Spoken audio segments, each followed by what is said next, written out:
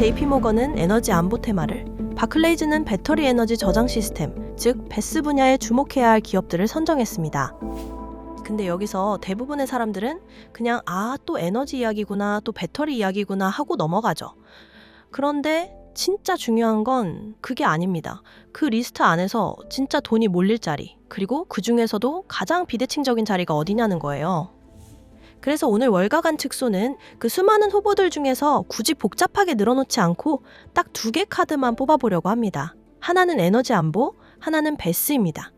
그리고 오늘은 왜 하필 이 2개를 봐야 하는지, 왜 지금 돈의 흐름이 다시 소프트웨어를 떠나 물리적 세계로 넘어가고 있는지, 그걸 조금 더 재미있게 그리고 구조적으로 풀어보겠습니다. 자, 여기서 제일 중요한 문장 하나 먼저 드릴게요. 이제 소프트웨어만으로 설명되던 시대는 끝나고 물리적 인프라가 다시 디지털의 가치를 결정하는 시대가 오고 있습니다. 이게 무슨 말이냐? 결국 AI 때문이죠. 많은 분들이 아직도 AI를 반도체 이야기로만 봅니다.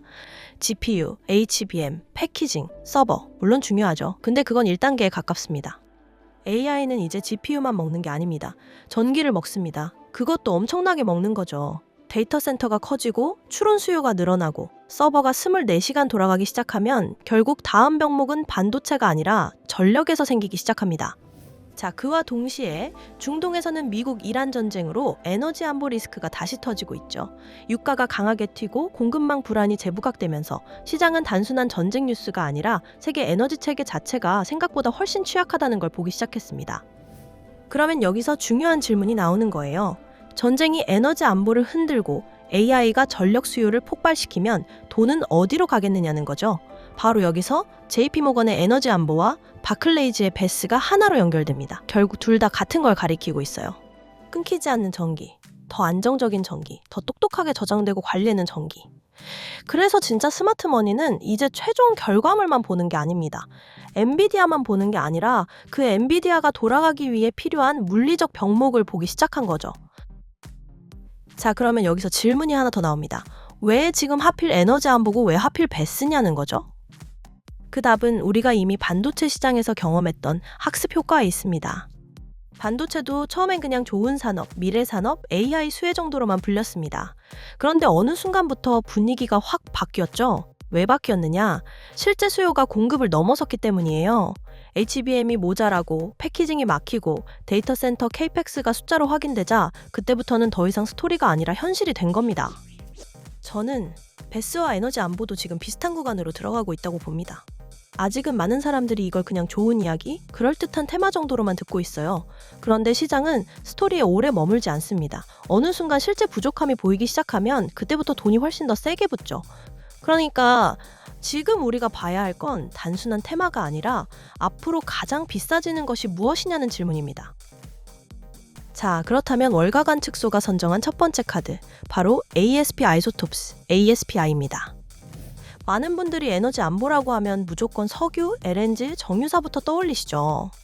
근데 저는 그게 너무 1차원적이라고 봅니다. 왜냐하면 앞으로 에너지 안보의 진짜 병목은 단순한 원유 공급이 아니라 전기를 안정적으로 만들 수 있는 연료 공급망으로 이동할 가능성이 크기 때문이에요. 특히 차세대 원전 시대가 열리면 가장 먼저 막히는 건 원자로가 아닙니다. 바로 연료죠. 그 중에서도 고순도 전홍축 우라늄, 즉 헤일루가 핵심입니다. 이게 왜 중요하냐면 전쟁이 길어질수록 국가는 더 불안해집니다. 불안해질수록 국가는 더 안정적인 전기를 원하게 되죠. 그러면 결국 원전으로 갑니다. 왜냐하면 태양광과 풍력도 중요하지만 지금 같은 불안정한 시대에 국가가 정말 원하게 되는 건 끊기지 않는 베이스 전력이기 때문이에요. 근데 원전 시대가 와도 연료가 없으면 아무 의미가 없습니다. 여기서 시장이 아직 완전히 가격에 못 넣은 부분이 보입니다. 다들 원전 자체는 봐요. SMR도 보고 원전 건설주도 보고 원전 재가동도 봅니다. 근데 진짜로 가장 먼저 막힐 수 있는 건 연료 공급망이에요. 그 순간부터 판이 달라지는 거죠.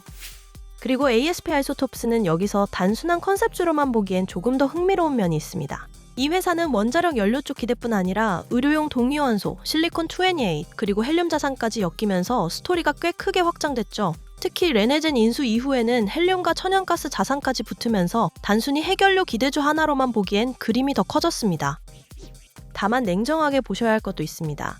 ASP 아이소톱스는 아직 실적이 완성된 회사라기보다는 시장이 나중에 병목으로 인식할 수 있는 자리에 먼저 서 있는 회사에 더 가깝습니다. 매출 규모는 아직 작고 손실도 크죠. 즉 이건 완성형 우량주가 아니라 공격형 병목카드라는 겁니다.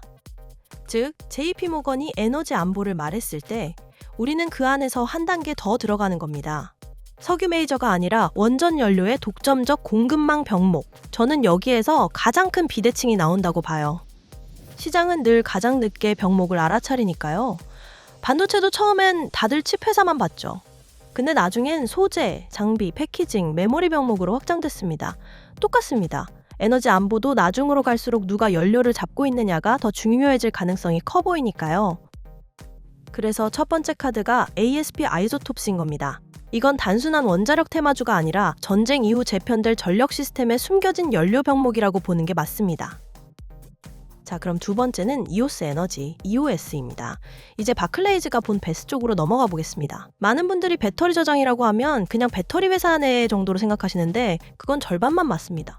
진짜 중요한 건 배터리 그 자체보다 그 전기를 언제 저장하고 언제 꺼내 쓰고 얼마나 오래 버틸 수 있느냐는 거예요. 여기서 이오스 에너지가 나옵니다. 제가 이 회사를 보는 이유는 단순합니다. 이건 그냥 배터리도 좋다더 수준의 이야기가 아니라 지금 시장이 아직 완전히 가격에 넣지 않은 다음 질문과 연결되기 때문이에요. 그 질문이 뭔지 아십니까? AI가 먹어치우는 그 전기를 피크 시간과 비피크 시간 사이에서 누가 버텨줄 것이냐. 이게 이제 본 게임인 거죠. 지금 데이터 센터는 늘어나고 전력망은 빡빡해지고 노후 발전소는 빠지고 재생에너지 비중은 높아지는데 변동성은 커지고 있습니다.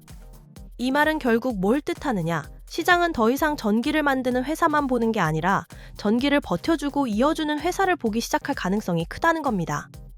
이오스 에너지는 아연 기반 저장 기술을 내세웁니다. 여기서 중요한 건 리튬을 완전히 대체한다 이런 과장된 얘기가 아닙니다. 핵심은 리튬 일변도 구조에서 벗어난 대한화학 계열이라는 점이죠. 그리고 이게 장주기 저장 수요와 연결되기 시작하면 이야기가 달라지는 겁니다. 다만 여기서 꼭 같이 봐야 할 게 있습니다. 이오스 에너지는 스토리만 좋은 회사는 아닙니다. 실제로 2025년 매출이 크게 늘었고 백로그도 쌓였고 상업 파이프라인도 상당히 큽니다. 그러니까 시장 수요가 있느냐라는 질문에는 꽤 강하게 답하고 있는 회사예요. 그런데 반대로 문제도 분명합니다. 최근 분기 실적은 기대치를 크게 밑돌았고 손실도 컸습니다. 시장도 이 부분 때문에 실망했죠. 즉, 이 회사는 수요가 없어서 문제가 아니라 그 수요를 얼마나 제대로 실행하고 숫자로 연결하느냐가 문제인 회사라고 보는 게 더 정확합니다. 이게 꽤 중요합니다. 왜냐하면 이런 회사는 보통 시장이 두 번 평가하거든요. 처음엔 스토리로 올리고 그 다음엔 실행 실패로 때리고 나중엔 실제 납품과 마진 전환이 보이면 다시 재평가하는 시기죠. 그래서 이오스 에너지는 단순히 되면 대박만 있는 종목이 아닙니다. 될 이유가 점점 많아지는 종목이긴 한데 동시에 실행 리스크도 큰 회사라는 걸 같이 봐야 해요. 그래서 저는 이오스 에너지를 단순 테마주가 아니라 현실형 베스 비대칭 카드로 보고 있습니다. 수요는 강한데 아직 결과를 더 증명해야 하는 회사. 이 표현이 가장 정확해 보여요. 정리하면 이렇습니다. ASP 아이소톱스는 안정적인 전기를 만들 연료 공급망이고 이오스 에너지는 그 전기를 저장해서 필요할 때 꺼내 쓰게 만드는 저장 장치입니다. 즉, 이 두 회사는 따로 노는 게 아닙니다. 둘 다 같은 미래를 가리키고 있죠. 하나는 전기를 만드는 연료 병목, 다른 하나는 전기를 버티게 하는 저장 병목입니다. 자, 이제 최종 결론으로 가보겠습니다. 2026년 시장은 이제 AI, 반도체 하나만 봐서는 안 되는 국면으로 들어갈 가능성이 큽니다. 반도체 다음은 무엇인가? 그 질문에 대한 답은 점점 명확해지고 있습니다. 바로 전기죠. 그리고 그 전기를 둘러싼 에너지 안보와 저장의 시대가 열리고 있다는 겁니다. 그래서 오늘 월가간 특수의 판단은 아주 명확합니다. JP모건이 에너지 안보를 보고 바클레이즈가 에너지 저장을 봤다면 우리는 그 안에서 가장 비대칭적인 두 장의 카드를 고릅니다. 그게 바로 ASP 아이소톱스와 이오스 에너지입니다. 그리고 여기서 중요한 건 포트폴리오를 한쪽에만 몰지 않는 겁니다. 저는 여기서 바벨 전략을 생각해 볼 만하다고 봅니다. 한쪽 끝에는 테슬라나 넥스트에라 같은 대형 인프라축 혹은 전력 인프라 우량주를 두고 다른 한쪽 끝에는 오늘 말씀드린 ASP 아이소톱스와 이오스 에너지 같은 고폭발 병목주를 얻는 겁니다. 왜냐? 지금 시장은 어중간한 소프트웨어 종목보다 진짜로 물리적 세계를 지배하는 기업들에게 돈이 더 붙을 가능성이 커지고 있기 때문이죠. 그리고 여기서 핵심은 시장이 스토리에 반응하는 게 아니라 실제 부족함에 반응한다는 점입니다. 반도체도 숫자가 찍히기 전까진 다들 반신반의했습니다. 하지만 병목이 현실이 되는 순간 주가는 상상을 초월했죠. 베스와 에너지 안보도 지금 딱 그 임계점에 와 있습니다. 자, 마지막 질문입니다. 과연 여러분의 포트폴리오는 이 거대한 물리적 전환에 준비가 되어 있으신가요? 부의 지도가 바뀌고 있습니다. 길게 보시고 빠질 때마다 분할로 접근하는 전략이 점점 더 중요해질 수 있습니다. 영상이 도움이 되셨다면 구독과 좋아요 부탁드립니다. 그리고 댓글이 10개 이상 달리면 오늘 월가관 측소에서 언급한 2개 기업 말고도 JP모건과 바클레이즈가 선정한 기업들 전체를 분석한 보고서를 커뮤니티에 따로 올리겠습니다. 시청해주셔서 감사합니다.